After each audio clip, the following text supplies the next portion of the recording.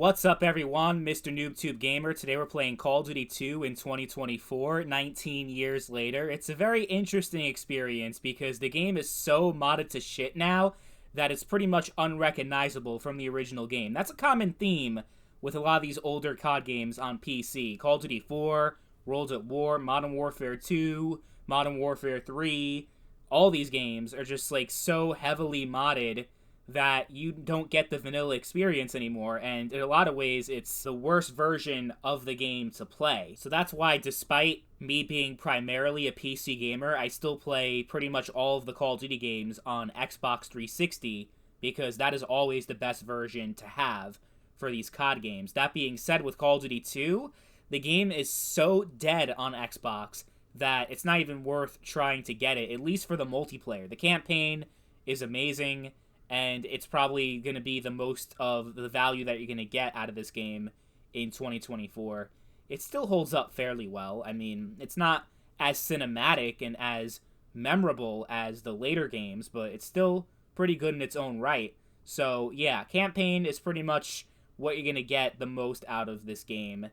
Multiplayer-wise, yeah, on Xbox it's completely dead, and on PC, it's also actually pretty much completely dead as well. All the servers that you get are mostly filled with bots, and there are barely any humans. Like in this game right here, there was like maybe 4, 5, 6 actual human players. The rest of them were all bots. Meanwhile, when you play Call of Duty 1, there are no bots, and you have nearly full servers full of 20, 30, sometimes up to 40 players. So it's a lot better. Call of Duty 1 is a much better experience in 2024, somehow.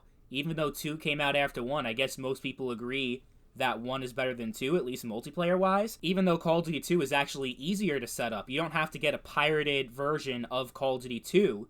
You can just play it right through Steam, but with Call of Duty 1, you have to pretty much pirate the game and crack it in order to actually play it, so interesting. But yeah, you have a lot of this shit that they put into Call of Duty 2. They have kill streaks in COD 2. What? There are kill streaks, there's sprint, which I still haven't figured out how to actually do that in this server, because I kept trying to press like every button and I couldn't sprint, even though everyone else was able to sprint.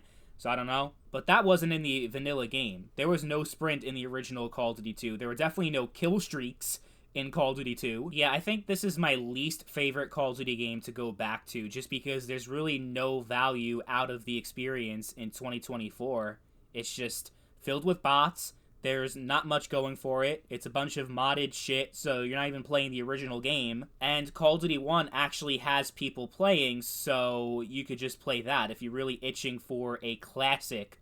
And when I say classic, I mean classic COD experience, because this is going way back, even further than Call of Duty 4. So I don't know, maybe I'll try to like organize an event if my channel becomes big enough and if enough people are interested. One day, well, let's fill up Call of Duty 2 on Xbox 360. Let's do it. Because whenever I go on there, it's like maybe 2 or 3 people max, so it's not any better than the PC situation here. It'd be cool if one day we can make that happen. Maybe. I mean, I'm a pretty small channel, so I'm not really able to organize events to a large scale, but if people in the comment section, if there's enough of you guys that are interested, one day we'll make it happen, and I'll put it in a video. Because as it stands right now, there's really nothing to gain out of playing this game in 2024, aside from the single-player campaign, like I said. But yeah, it's a shame, because it was a really fun game back in its day.